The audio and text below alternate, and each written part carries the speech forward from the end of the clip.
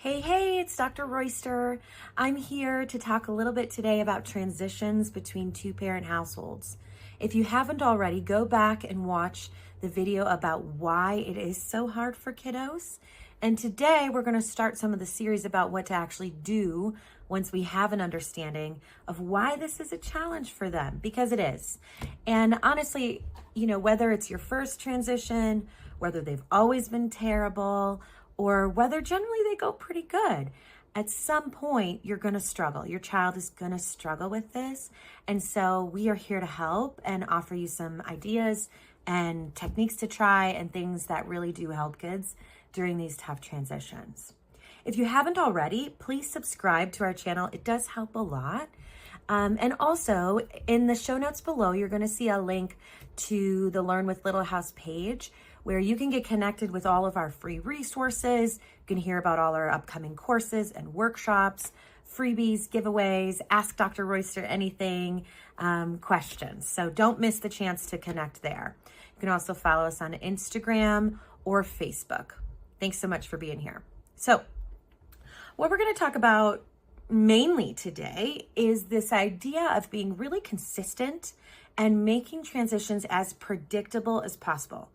Children really like to know what's coming and what it's going to look like and feel like. And so that is your job when it comes to a transition.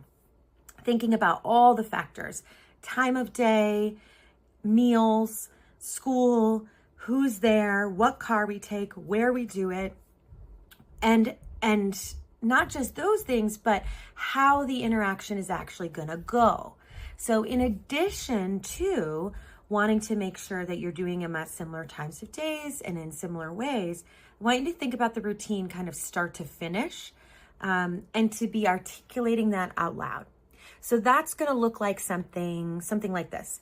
All right, so when we get to the park, I'm going to park the car, then I'm going to walk around, I'm going to unbuckle you from your car seat, and I'm going to take your hand and we're going to walk over to where mom is at the slides, okay? Then when we're at the slides, I'm going to say hi to mom, I'm going to give her an update, and then I'm going to give you 3 really big hugs because you're 3 years old, and I'm going to wave goodbye, and I'm going to go get in my car. When I get to my car, I'll blow you a kiss as well, right? And so you're talking about this the whole time, okay? You want to anticipate all the pieces, right? The other piece that I'd really like to highlight here is consistency and predictability about what goes back and forth between the homes. So some families, there's a bag that, always goes back and forth. There's a stuffed animal. Other families, things are very, very separate. That's more of those parallel parenting dynamics. And so you want to just be clear about, it's a transition day. Let's make sure to get your backpack and Mr. Wiggles and your favorite water bottle. You've really been loving wearing this sweatshirt. Why don't you make sure to bring it along? Or, the sweatshirt has to stay here, whatever your rules are about it. You want to be as consistent, as predictable as possible.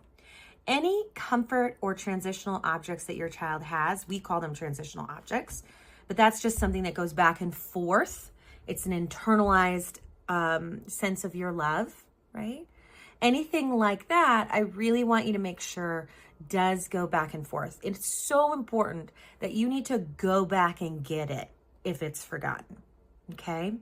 So stay tuned for more tips and tricks specifically about this transition, about transitions and how tricky it is. That's the series that we're in right now.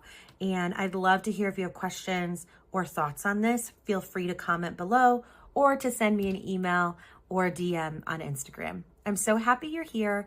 Thanks a lot for caring so much about how your kid is doing through this really, really tricky time.